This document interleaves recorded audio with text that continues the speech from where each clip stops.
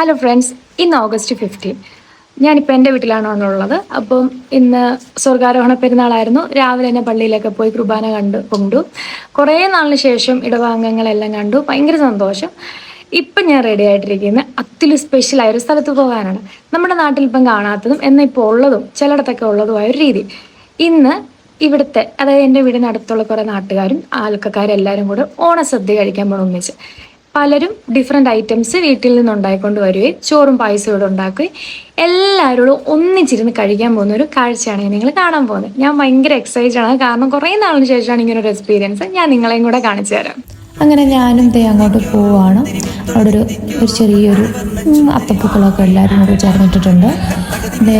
ഇത് തറയിലൊക്കെ ഇരിക്കാൻ വയ്യാത്ത അമ്മമാർക്കും എല്ലാവർക്കുമായിട്ടുള്ളൊരു അറേഞ്ച്മെൻ്റ് ഉണ്ട്. കുട്ടികളൊക്കെ ഡാൻസ് കളിക്കുകയും അത് എൻജോയ് ചെയ്യുകയൊക്കെ ചെയ്യുന്നു. ഒരു സൈഡിൽ എല്ലാവരും ഇങ്ങനെ ഇരുന്നിരുന്ന് കഴിച്ച് ഓരോരോ സെക്ഷനായിട്ട് കഴിക്കുവാണ്. ഇപ്പം കുട്ടികളുടെ സെക്ഷനാണ്. കഴിച്ചുകൊണ്ടിരിക്കുന്ന അമ്മമാരൊക്കെ വിളമ്പ് എന്തേണ്ട ഓരോ കുട്ടികൾ അവരൊക്കെ ഇങ്ങനെ അവരുടേതായിട്ടുള്ള ലോകത്തെ അടിച്ചു പൊളിച്ച് എൻജോയ് ചെയ്ത് നടക്കുകയാണ്.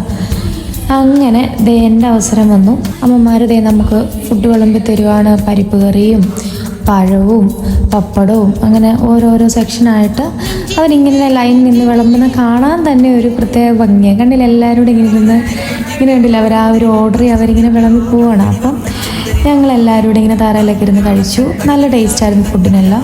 അത് കഴിഞ്ഞ് പായസവും പപ്പടവും കഴിച്ചു. അതും അടിപൊളിയായിരുന്നു. പിന്നെ എന്താ പറയണത്, അങ്ങനെയൊക്കെ ഒരു എക്സ്പീരിയൻസ് എന്ന് വെച്ച് കഴിഞ്ഞാൽ നല്ലതാണ്. എപ്പോഴും ഒന്നും നമുക്ക് ഇങ്ങനെ ഒരു അവസരം കിട്ടത്തില്ല. പ്രത്യേകിച്ച് പുറത്തൊക്കെ ഉള്ളവർക്കൊക്കെ നമുക്ക് മിസ് ചെയ്യുന്നൊരു നിമിഷം തിരിച്ച് കിട്ടിയൊരു ഫീലായിരുന്നു എനിക്ക് ആ പരിപാടിയിൽ പങ്കെടുത്തപ്പം തോന്നിയത്. അപ്പം ഈ വർഷത്തെ ആദ്യത്തെ ഓണസദ്യയൊക്കെ എല്ലാവരുമായിട്ടിരുന്ന് കഴിച്ച് അടിപൊളിയായിരുന്നു. ഒരു പ്രത്യേക ഭംഗിയും ഒരു എക്സ്പീരിയൻസ് ആയിരുന്നു. നല്ല രസമായിരുന്നു. അങ്ങനെ ഞാൻ തിരിച്ച് വീട്ടിൽ വന്നു. അപ്പോൾ അത്രയേ ഉള്ളൂ. ബായ്.